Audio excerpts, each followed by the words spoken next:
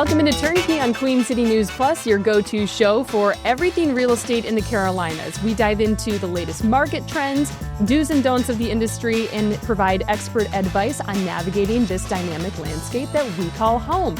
And I don't know if you've ever thought this, but what goes into building a home, the building codes to make sure that it's a safe structure for you? We have an expert who's going to help dive into that topic for us. Rachel Goche, you're a meteorologist at IBHS. Now, first of all, appreciate you coming on the show, but would love to hear, what is IBHS and what exactly do you all do? Yeah, sure. Well, thanks for having me, Morgan. And IBHS is our acronym for the Insurance Institute for Business and Home Safety. So a lot of people may not even realize that we're just outside Charlotte, down in Richburg, South Carolina, in Chester County.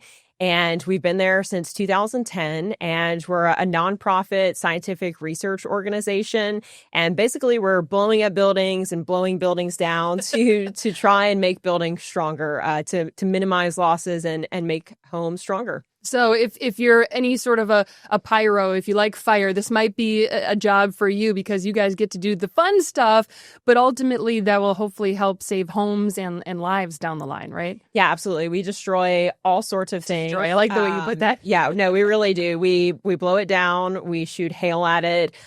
We dump water on it to represent wind-driven rain, and then we set a lot of buildings on fire as well. So people look at us kind of funny when we're going out like to this. This is your video that you actually took, right?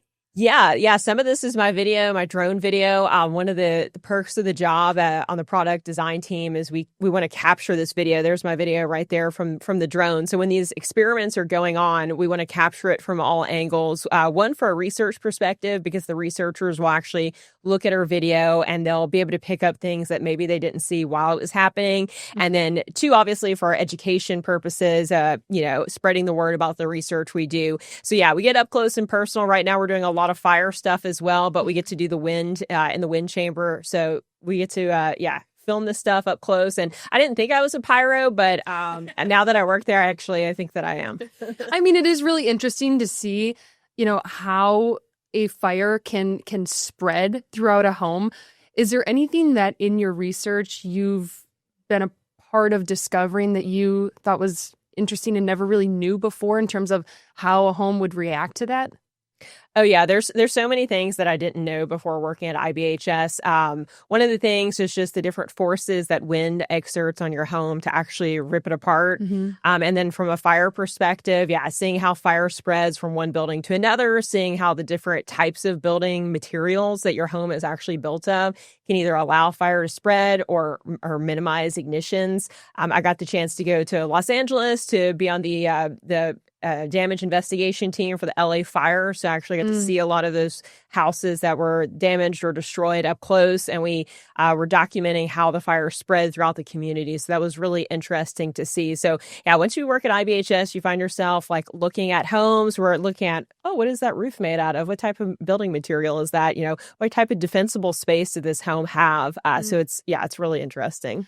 I want to say there was a home that kind of went viral recently. I think they had like a levee system that was built up around the home, so it protected it. But in terms of your research going out to LA, too early, or did you see anything that really stuck out to you? Yeah, well, we've done several damage investigations, and one of the most recent ones was actually the Lahaina fire in Maui. So that's the fire where we really identified, at IBHS, we call this the 3 pillars of conflagration. So a conflagration is that wind-driven wildfire that spreads uncontrollably through communities. So that's what happened in Lahaina, and then that's what happened most recently in Los Angeles. So really structured density, so the spacing between houses and how closely built houses are is a big factor in conflagration. The building materials, so again, the components that homes are built out of, what type of roof does it have? What type of siding does it have? Does it have plants in the first 5 feet of the home or not?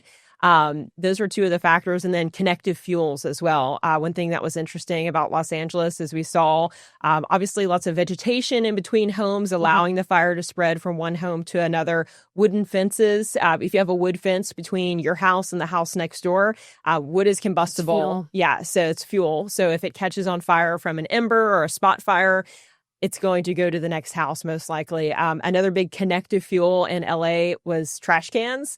Lots of trash cans. You bring your trash can in. Where do you put it, right? On your driveway, maybe on the side of the house, behind the house, next to the garage. And we saw embers land on trash cans. They caught on fire, and then they caught the home on fire. So that was a big connective fuel and something that was really surprising and interesting to see. Another connective fuel that we learned about in Los Angeles, hot tubs. You wouldn't think that a tub full of water can catch on fire, but it does. And if it's right next to the house, it can catch the house on fire. That is an interesting one because, as you said, you would think that water would be, something that fire would stay away from. And I think in terms of the density, right, you would think that homes that are a little more spread out, the fire can't jump quite as easily. Obviously, this was such an extenuating circumstance. But off the top of the show, I mentioned building codes. All of this plays in. I know insurance is in your name, but you guys aren't so much on the insurance side, more of kind of providing information that's going to influence building codes. Yeah, so just kind of going back to the beginning of the IBHS facility, really, it starts all the way back after Hurricane Andrew in the early 90s, and the insurance industry sustained such significant losses from that storm that there really started to be a lot of talk about needing a research facility to figure out how we could minimize this damage because the insurance industry just simply couldn't sustain such significant losses. So eventually the insurance industry came together, kind of spawned by those talks about Hurricane Andrew, and they pulled the money together to build a research facility down in Richburg. And then in 2010, the facility actually opened after it was constructed. So that's kind of how IBHS began. But yeah, we do a lot of work with building codes. So I didn't know this. Even as a meteorologist, before I came to IBHS, I didn't realize that in the United States, we don't have a national building code. So it's left up to individual states. We have 50 states. So everyone is doing something really completely different depending on which state you're in. Other countries do have international building codes. Or national building codes. Australia is one of those. So they have a uniform building code for the entire country. So because it is left up to individual states, we really see like a range of things. You see this map here. Some states they have no statewide code at all. Some states do have a statewide code, but then they have stipulations that allow local jurisdictions to override that statewide building code. So it's not uniformly enforced statewide. So it really ranged. It kind of runs the gamut as far as everything you see. So we're working with policymakers around the country to improve building codes, to get parts of our research input into those building codes so that we strengthen them. And we see some of the states, like Nevada, Illinois, you see some of the states that don't have a statewide code. Does that mean this is just kind of like the Wild West in terms of how things get built? Yeah, it really is. So, a county code could be completely different than the rest of the state. A good example is Alabama. So in Mobile and Baldwin County, that's the two counties that are down on the immediate coastline.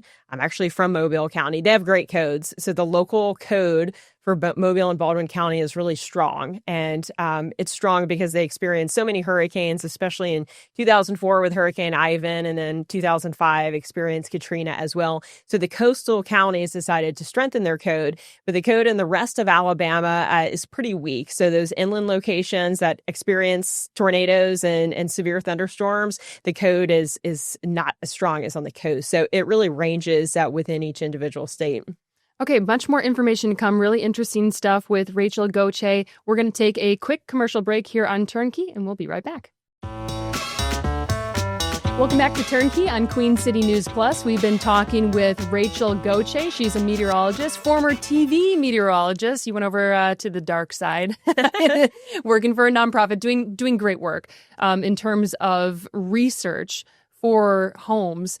We were talking about building codes, and I don't think we got into why they're so important. I think a lot of people, they hear building codes, they think, oh, it's for the building, right?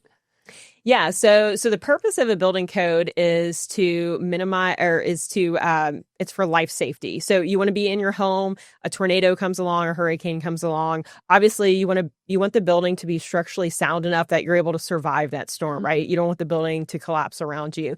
So building codes really are designed for life safety. But our goal at IBHS is to account for loss reduction as well. So we want people to be in their home and to survive the storm. That's fantastic. We obviously want that. Goal number one, right? Yeah, definitely goal number one, of course. But we're at a point where we have the engineering and the science to really get into that loss reduction. So we want the building itself to be usable and survivable. So in addition to you surviving, your home survives. And then not just that, but it's usable in a short amount of time. So often people's homes survive the storm, but maybe their roof blows off to the extent that it then rains on their house. Well, you can't really live in your house once it's full of water, right? Right. You have to find a new place to live. You have to buy all new belongings. There's just a cascade of things that you have to do once your home is not usable. So our goal is to do research and to figure out what works as far as making a house usable as well, so that people don't have to move out of their houses. Is there like a checklist of how you determine if a home is usable? And I remember you saying a certain amount of time. Is there like a timeline where you'd like to get it back to working order, or is there a template? Well, there's no template, but some of the programs that we've developed at IBHS, really they're minimizing the amount of damage that people experience. So if they experience damage at all, it's significantly lower. If they have to file an insurance claim, the claim is going to be for significantly lower amounts. And with that usually comes the survivability and the usability of your home. So one example would be our Fortified program. So this is going to be a program that kind of underneath your shingles, you have these gaps and cracks in your roof deck that are exposed. So under normal circumstances, if a storm comes along and blows all the shingles off your roof and blows that underlayment off your roof that's right underneath the shingles, you're probably going to get some water in your house because the rain is going to come along with the storm. It's going to enter through those cracks. And then again, you have things like wet insulation, you have mold. Typically, we see claims are about 3 times higher once water gets into your home. So with our Fortified program, we put tape over those seams, and that's one of several components that come along with the Fortified roof. So even if the storm comes along and it does blow off your shingles, the water is not getting into your home. So you can live in your house even if it doesn't have shingles, right? You can come back in the next day. It doesn't really matter if your roof has shingles or not. Can we rewind real quick? You just said that tape is going to help keep water out of a home even if the shingles aren't there. That's incredible. Yeah, and that method was just developed at IBHS. We've blown all those houses down. We blew off the roofs off a bunch of homes, and we found it's called flashing tape. Now, it is a heavy-duty, thicker tape. It's a black tape. We're not talking about Scotch tape. Yeah. And no duct tape. But yeah, this although it is tape, handy. Yeah, duct tape is great for a lot of things. Yeah, but we discovered that taping the seams of the roof, which is really pretty simple overall, that can keep up to 95% of that rain from entering your home. That's incredible. Yeah. So then do you guys communicate them with the insurance side of things, or do you kind of say that's not quite our lane? How does that conversation work? Well, we are funded by the insurance industry. They pay dues to be part of IBHS and to fund this crucial research. It's important information they want to know. Yeah. Right? They want to know this stuff. So a lot of insurers, at this point, the Fortified program has been around for, a decade plus. We have about 75,000 homes across the U.S. that have chosen to build their home to the Fortified standard. So a lot of insurers, they're familiar with the program and they offer discounts, 5% off wind insurance in a lot of cases. I just bought a house recently, and on my homeowner's insurance application, it literally asked me, do you have a fortified roof and do you have impact rated shingles on your house? So some insurers are, recognizing this and accounting for it and realizing that it does make your home more resilient. At the end of the day, there's a value there with, when it comes to paying for any damage that might have happened because of a storm. If you're taking the steps to secure your home in a better way, that there's a value to that. Yeah, and they do recognize that value, and different insurers, it's up to them to put the value on it. We don't do that, but we conduct the research, we present the results, and we let them take that information and do what they want with it. We've had a really recent success story was Hurricane Sally. So it took a long time to get a significant number of fortified roofs on homes. But in 2020, Hurricane Sally hit. We just finished working with the University of Alabama with kind of a post-event investigation and the Center for Risk and Insurance Research. And they found that fortified homes, they looked at 40,000 homes in coastal Alabama that were in the path of Sally. And they were 70% less likely to have an insurance claim over traditional construction. Say that percentage again. Yeah, so fortified homes were 70% less likely. 70%. 70. Oh, wow. Yeah. 70% less likely to have a claim. And then if they did suffer damage, the claim is usually 22% less severe. Oh, wow. So fewer claims, less severe. And then they kind of imagined and really assessed if every home in the path of Sally had been built to fortified, how much could we have saved, right? So we have a saying at IBHS, and it's about narrowing the path of damage. And we're talking about, that's not just a figurative expression. We're literally eliminating the damage by having these fortified roofs on homes. So if all those homes had been built to fortified, we could have saved $147 million total. Wow. So $42 million for homeowners and over $105 million in insured losses. And as a former TV meteorologist, now a meteorologist over at IBHS, you understand that these storms that we get are getting more and more expensive. So to be able to save on before the storm hits, prevent that kind of damage is huge. A lot of great information. We're going to have some more information coming up after this quick break. Stay tuned. Welcome back to Turnkey on Queen City News Plus. We've been talking about the research that influences building codes, and there's actually a research facility in our own backyard in Chester County that we've been talking about, and it's done by the Insurance Institute for Business and Home Safety. Rachel Goche has been kind enough to come on Turnkey and enlighten us with some of the research that you guys have been doing. You actually just came back from a trip. And when you walked in the door, I said, "Hey, how was your trip? Where'd you go?" And you kind of were all over the place doing research. Tell us a little bit about some of the research that you were doing. Yeah, so a team of us just finished a project called Ice Chip. And let's see if I can get this very long acronym correct. The in situ collection of hail in the plains or something to that effect. Okay. I didn't get the exact acronym there. It's really long, but we were basically in search of hail-producing thunderstorms. Okay. IBHS was one of 19 total organizations. So this was funded by the National Science Foundation by a grant, and all of us met up in the plains, and for 6 weeks we chased storms looking for a specifically hail-producing thunderstorm. So when you hear storm chasing, a lot of times we're talking about tornadoes. But in this case, this whole study was dedicated specifically to hail.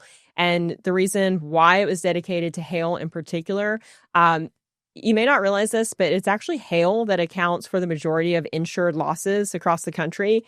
So hail in any given year accounts for about 60 to 80% of insured losses. Hail causes more damage than tornadoes, than hurricanes, than wildfires in a standard year. So there really hasn't been much research dedicated specifically to studying hailstorms. The last project of this kind was all the way back in the 70s. Obviously, we had very little technology. Bit of a gap there. Yeah, a little bit of a increase in technology since the 70s. So, all these organizations got together to basically deploy a whole range of instruments out ahead of incoming storms. And then we retreat to safety, and then we go back in, we collect the storms, and we collect hailstones as well. Collectively, the group collected about 10,000 hailstones during 6 weeks. We measured them, weighed them, document all the characteristics, and have just basically a big library of data about hailstones. I was going to ask you about the actual storm chasing aspect of it, because I'm sitting here thinking, okay, chasing tornadoes, kind of scary, right? Chasing hailstorms, I can't imagine how you would track. So it's good to hear that you guys retreat to safety and then come back. Maybe stupid question though. How far away do you go? Because hail, obviously it's going to melt by the time you get there, and you want to measure the size of the hail and all of that as part of your research. So what does that all look like in the moment? Yeah, so ahead of the incoming storm, we kind of choose one particular storm that we're going to focus on, one that we think has a good possibility of producing hail. Some of the storms do also produce tornadoes. Our goal is targeting hail, but several of the storms this year did produce tornadoes. I got to see a funnel cloud on one of the storms, so that's kind of cool. But we deploy, our team in particular, there's a lot of instruments being deployed, but my team with IBHS, we had 2 teams deploying what we call disdrometers. And it's this instrument on a tripod. It's kind of square, and we basically wait on the hailstones to hit the instrument, and it's measuring the kinetic energy flux of the hailstone. So it's kind of measuring how many hailstones are falling, the energy, the kinetic energy that these hailstones have. Because how the energy that a hailstone has when it hits your roof, for example, is really important. And then there's also different types of hail. There's hard ice, there's soft ice. You have large concentrations of small stones, or you might have that gargantuan hail that you see on social media. So we're really interested in all different types of hail. But we deploy the instruments usually along a road in a certain pattern, and then we retreat. We just pretty much get out of the way of the supercell, usually drop to the south and wait on it to pass. So we don't really go too far, because we do want to get in pretty quickly before that hail does melt. So yeah, we just get just enough out of the way usually. Hearing this, I kind of wonder, is there a common misconception that people have about your industry once they learn a little bit about what you do? Oh yeah, that's a good question. I mean, a lot of people think that we're kind of part of the insurance industry, and while we are funded by them, we are just doing scientific research. So we're really laying the results out there, and then we're letting people take that information and do what they want with it. So our goal is just keep people in their houses and minimize damage and find out ways to minimize damage. Is there a lot of math involved in your research? Yeah, for the researchers, I think there's a lot of math, a lot of statistics. I have had my fair share of math back in college, so I have not done any math problems. Well, meteorology involves a lot of math, and I don't think a lot of people realize that. They think they just look up in the sky and say it's going to rain today. Right. No, lots of math, lots of physics. I've left that part of my life behind. I'll leave that to the actual researchers. Yeah. So, is there anything in particular you are looking forward to with your industry, or any accomplishments that you would like to kind of check that box? Yeah, well, I think we've seen the success of our fortified program that it's been around. So it'll be interesting to hear. It's really expanding to a lot of places like Oklahoma that experience significant and strong tornadoes are starting to adopt our program. So it'll be cool to see that expand inland. But right now we're doing a lot of wildfire research. And after, seeing the damage and the destruction in Los Angeles, it's really kind of mind-blowing to see that in person. We have another program based on our wildfire research, which is called Wildfire Prepared Home. So that's a program that people can follow. Kind of step-by-step instructions on measures to take around your house. Again, what kind of siding could you put on your house, or what should your fence be made out of, or what should the first 5 feet of your home look like? So it's kind of a set of recommendations based on our research that we're doing. So that's only been around a couple of years. Obviously, we're seeing more and more of these conflagration events, these devastating wildfire events. So right now it's been mainly in California. We've just expanded to Oregon, and we're going to be expanding to other Western states. So I think it'll be really interesting to see how people incorporate our research into the rebuilding process in LA and after, other fires that are bound to happen. And you mentioned that there are recommendations that you have in terms of siding and all that. Where could people go if they want to see that list? Is there one? Yeah, you can go to wildfirepreparedhome.org, and you can find out all about our wildfire research program there. It shows models of the houses and goes into all the different building components and then why it's important to mitigate against the different things that wildfires bring, like embers, flames, radiant heat, and it basically shows you what you can do for your own home. All right, Rachel, thank you. Very interesting job and very interesting conversation. I think it was helpful to understand, again, why homes have certain standards of what materials they're built with. So I appreciate you coming on Turnkey, and to everyone else out there, thank you so much for watching Turnkey on Queen City News Plus. We'll see you next time.